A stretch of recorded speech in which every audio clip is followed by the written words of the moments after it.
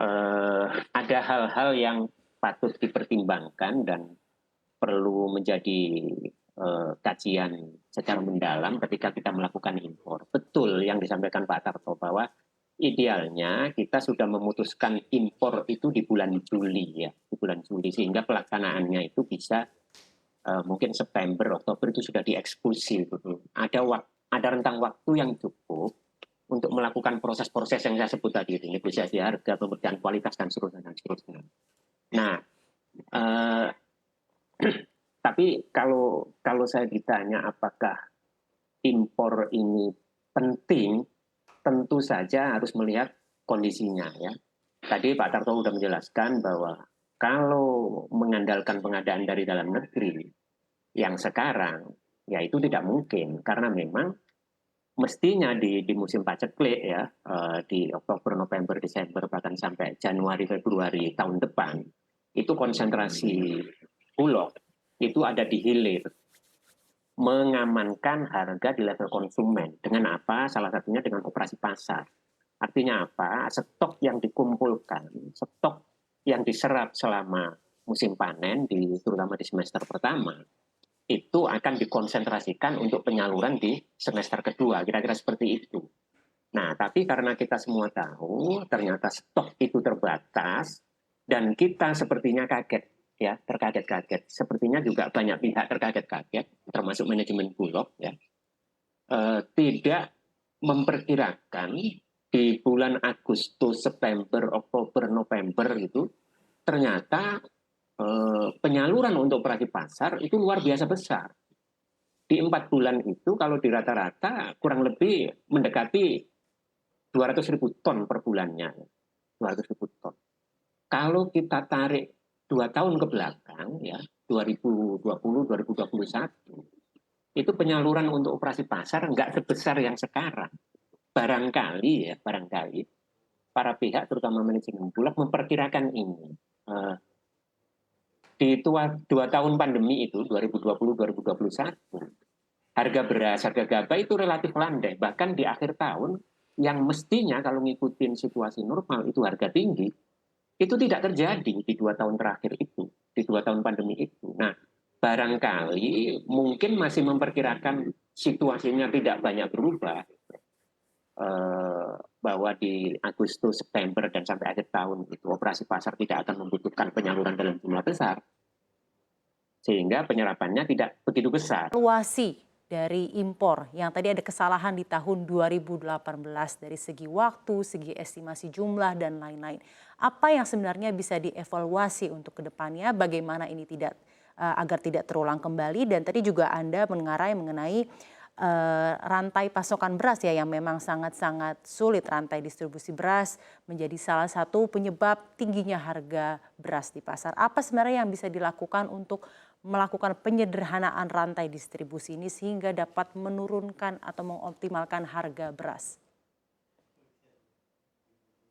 Saya jawab yang pertama dulu, Mbak.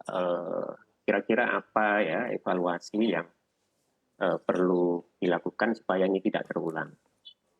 Saya berulang kali menyampaikan bahwa sejak 2017 itu ada perubahan kebijakan di kebijakan subsidi pangan, ya, yang itu berimplikasi luas terhadap kebijakan perberasan nasional.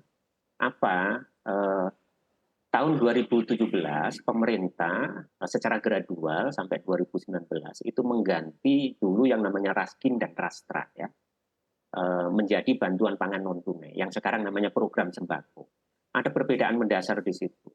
Raskin dan Rastra itu kelompok penerima manfaat atau mereka yang menerima bantuan itu mendapatkan bantuan natura dalam bentuk barang, dalam bentuk beras dari beras Bulog. Dengan kepastian outlet itu, Bulog setiap tahun bisa menyalurkan kira-kira 3 juta ton beras. Cukup besar, ya, cukup besar. Dan outletnya ini outlet yang pasti. Nah, sejak 2017 ini secara gradual ditransformasi menjadi bantuan pangan non tunai dan full berlangsung itu tahun 2020 sampai sekarang, ya. Perbedaannya adalah setelah menjadi bantuan pangan non tunai atau program sembako itu KPM atau mereka yang menerima bantuan itu ditransfer dalam bentuk tunai, ya. Dan uang yang diterima, kalau sekarang itu 200.000 per bulan per keluarga, itu bisa ditukarkan dengan aneka pangan di berbagai outlet yang ditentukan. Aneka pangan itu salah satunya adalah beras. Dan beras itu adalah beras yang diserahkan kepada mekanisme pasar. Jadi tidak ada kewajiban untuk membeli berasnya Bulog. Artinya apa? Artinya dulu yang Bulog itu punya outlet pasti di hilir, ya, penyaluran di hilir sekitar 3 juta ton, sekarang tidak ada.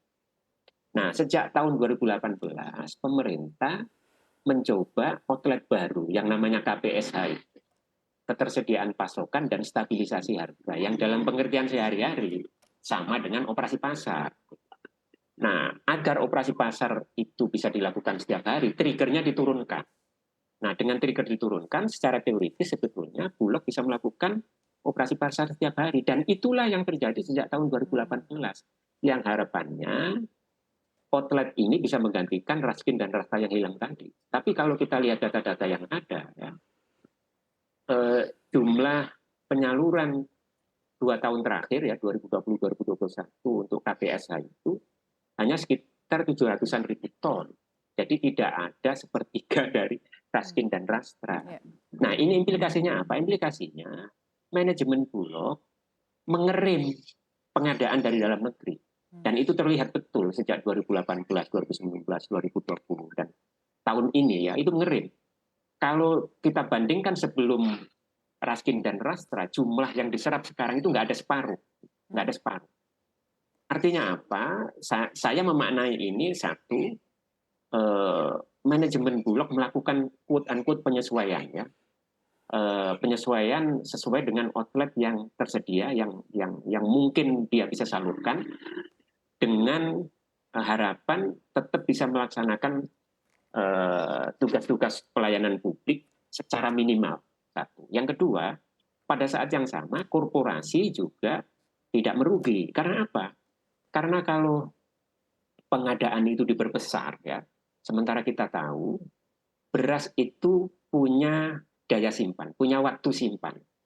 Idealnya 4 bulan itu harus di-refresh, diganti yang baru. Nah, kalau di hilir tidak ada penyaluran yang pasti dalam jumlah besar, sangat mungkin beras yang diserap di hulu dalam jumlah besar itu akan menumpuk.